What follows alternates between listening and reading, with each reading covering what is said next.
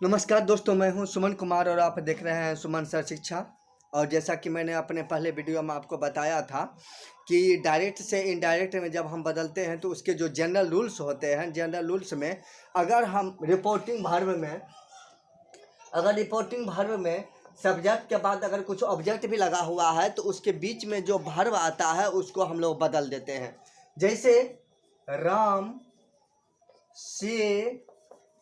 Says to Shyam, Ram says to Shyam अगर हम लोग लिखते हैं तो जब हम लोग इसको इनडायरेक्ट बनाने लगते हैं तो हम लोग लिखते हैं राम टेल्स श्याम, राम टेल्स श्याम। अगर हम लोग लिखते हैं I say to you, I say to you अगर हम लोग कहते हैं तो यहाँ पर हम लोग से टू को सिर्फ टेल लिख देंगे, आई टेल यू सिर्फ लिखेंगे। उसके बाद अगर कुछ ऑब्जेक्ट है जैसे राम सेज टू श्याम अगर हम लिखते हैं और उसके बाद अगर यहाँ पर लिखा रहता है कि you are my friend, you are my friend अगर ऐसा लिखा रहता है तो हम लोग लिखते हैं राम टेल्स श्याम डैट। अब हमारा जो ये सेकेंड पर्सन है ये ऑब्जेक्ट के अनुसार चेंज होगा, हमारा ये ऑब्जेक्ट के अनुसार चल रहा होगा। तो यहाँ पर हम लोग लिखते हैं यू आर माई, जो फ्रेंड है राम टेल्स श्याम डैट, तो यहाँ पर ही हम लोग लिखते हैं ही इज हिज फ्रेंड हम लोग लिखेंगे उसको। अगर यहाँ पर हम लोग दूसरा वाक्य देखते हैं I say to you I am honest,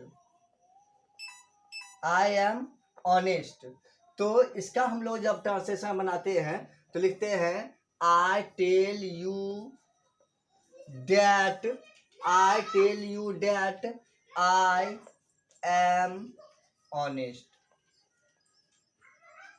I sell to you that I am honest, क्योंकि यह हमारा फर्स्ट पर्सन जो है यह हमारे सब्जेक्ट के अनुसार चेंज होगा और आई में बदलेगा तो फिर आई ही रहता है, आई एम ऑनेस्ट ही लिखते हैं।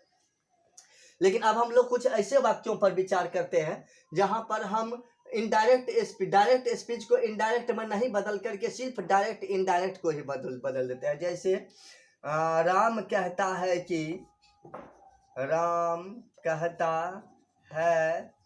कि वह व्यस्त है, राम कहता है कि वह व्यस्त है। अगर ऐसा वाक्य है तो हम लोग लिखेंगे Ram tells that he is busy. यहां पर हम टेल नहीं होगा यहाँ पर, क्योंकि यहाँ पर हमारे पास ऑब्जेक्ट कुछ भी नहीं है, इसलिए हम लोग लिखेंगे यहाँ पर राम सेज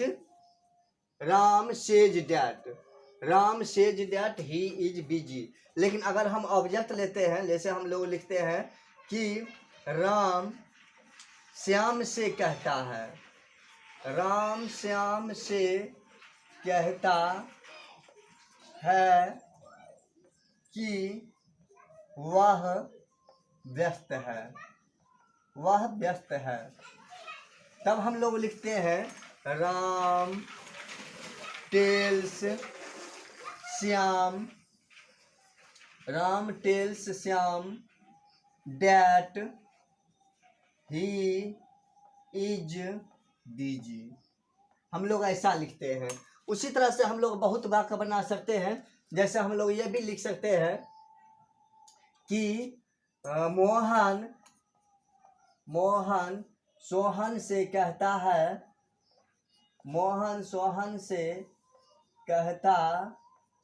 है कि वह ईमानदार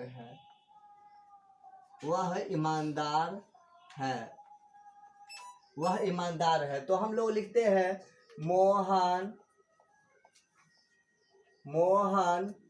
tales Sohan that he is honest. He is honest. फिर अगला वाक्य हम लोग इसी तरह का बनाते हैं कि राधा कहती है कि आज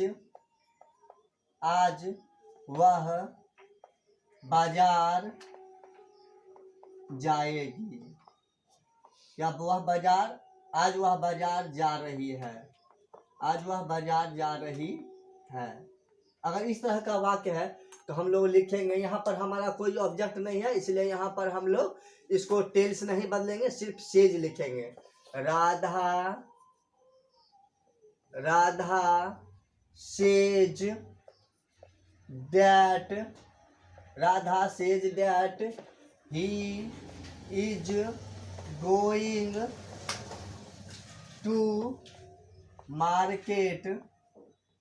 he is going to market today। इस तरह से हम लोग बनाते हैं, इस तरह से हम लोग बनाएंगे। और इसमें आपको डबल इन्वर्टेड कॉमा की जरूरत नहीं है। ये ऐसे वाक्य हैं जिसको हम लोगों को डायरेक्ट स्पीच में नहीं बदलना है, डायरेक्ट जो है सो हमको इसको इनडायरेक्ट में ही सेंटेंस बना देना है। और इसमें जो चेंजिंग करना है उसके अनुसार हम लोग चेंजिंग कर देंगे। सिर्फ ध्यान यह रखेंगे कि अगर रिपोर्टिंग वर्ब में यानी की से पहले अगर हमारे पास कोई ऑब्जेक्ट है तो हम लोग से को टेल में बदलते हैं और सेज को टेल्स में बदल देते हैं। और अगर ऑब्जेक्ट नहीं है तो आप से को से ही रहने देंगे और टेल्स को सेज को सेज ही रहने देंगे। आगे मैं अपने अगले वीडियो में आपको बताऊंगा कि इसके जो स्पेशल रूल्स होते हैं उसमें कैसे हम लोग टेंस का परिवर्तन करते हैं। अभी हम लोगों ने टेंस के परिवर्तन पर बातचीत नहीं किया है। अगले वीडियो में मैं आपको बताऊंगा कि टेंस कैसे चेंज करेंगे।